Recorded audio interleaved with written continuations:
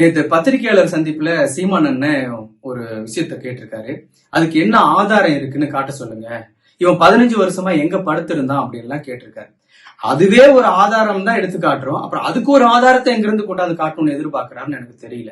அப்புறம் இவன் வந்து அந்த புகைப்படத்தை எப்படி எடிட் பண்ணான்னு ஒரு டெமோ காமிக்க சொல்லுங்க அப்படிங்கிறாரு.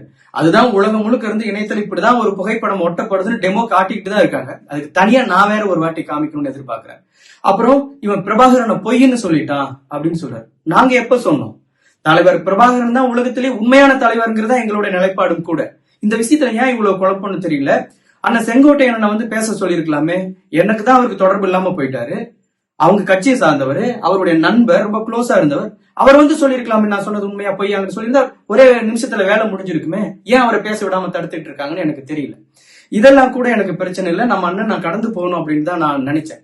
ஆனா நேத்து திரும்பவும் என்னை பத்தி ஒரு முழு பொய்ய சொல்லியிருக்காரு. அதனாலதான் நான் விலைக்கு சொல்ல வேண்டிய ஒரு தேவை ஏற்பட்டிருக்கு. வன்னியர் உள் ஒதுக்கீடு சம்பந்தமா ஒரு பிரச்சனை வரும்பொழுது இவர் குரல் கொடுத்ததுக்கு நன்றி சொல்லும் விதமா கூப்பிட்டு அவர்கிட்ட பேசிட்டு, ஆனா சமூக நீதி சார்ந்து நீங்க குரல் கொடுக்கறீங்க, ரொம்ப நன்றி. சமூக நீதி சார்ந்து நம்ம எந்த இடத்துல கை வச்சாலும் அது தந்தை பெரியார்ல தான் போய் முடியுது. தந்தை பெரியார் தான் இதுக்கு மூல காரணமா இருக்காரு. நீங்க எந்த நிலைப்பாட்டை எடுத்தாலும் பெரியாருக்கு எதிரான நிலைப்பாட்டை, பெரியாருக்கு எதிரான நிலைப்பாட்டை எடுத்துட வேண்டாங்கண்ணா அப்படின்னு டப்புன்னு போனை கட் பண்ணாரு. திரும்பவும் நான் கூப்பிட்டு சொல்றேன், சரிடா தம்பி அப்படின்ட்டு போனை வச்சார். ஏன்னா நான் அப்படி சொன்னது அவருக்கு பிடிக்கல.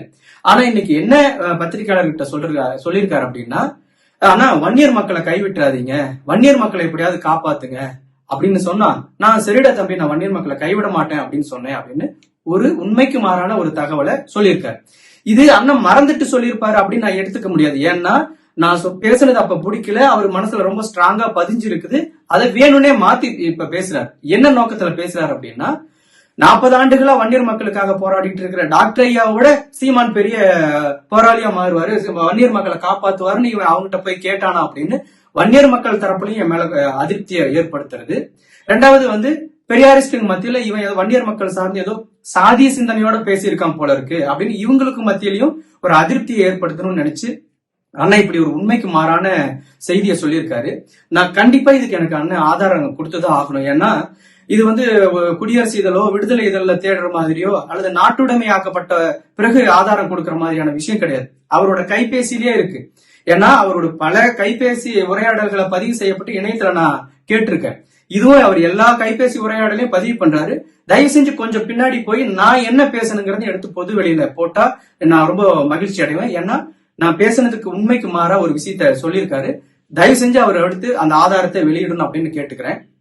திரும்ப திரும்ப பெரியாருக்கு எதிராக பிரபாகரன் நிறுத்துறாங்க, பெரியாருக்கு எதிராக அன்னை ஆணைமுத்து அவர்களை நிறுத்துறது, இதெல்லாம் வந்து அவரோட நிலைப்பாடு.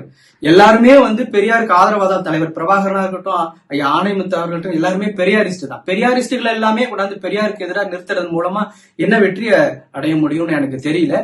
தொடர்ந்து இந்த மாதிரியான உண்மைக்கு மாறான செய்திகளை சொல்லாம ஏன் அண்ணங்கிறதுனால திரும்பவும் அவர்கிட்ட ரொம்ப அன்போட வேண்டுகோள் கேட்டுக்கிறேன். அண்ணா, நாம சமூக நீதி சார்ந்து நின்னா மட்டும்தான் வடமாநிலங்கள் மாதிரி ஆகாம இந்த நம்ம தமிழ்நாடு காப்பாற்றப்படுங்கிறத திரும்பவும் உங்ககிட்ட நான் வேண்டுகோளா வச்சுக்கிறேங்கன்னா, தயவு செஞ்சு இந்த உண்மைக்கு மாறான தகவலை நீங்க சொன்னதை மட்டும் ஆதாரப்பூர்வமா எடுத்து வெளியிட்டுருவீங்க அப்படிங்கிற நம்பிக்கையோட உங்ககிட்ட கேட்டுக்கிறேங்கண்ணா. நன்றிங்க.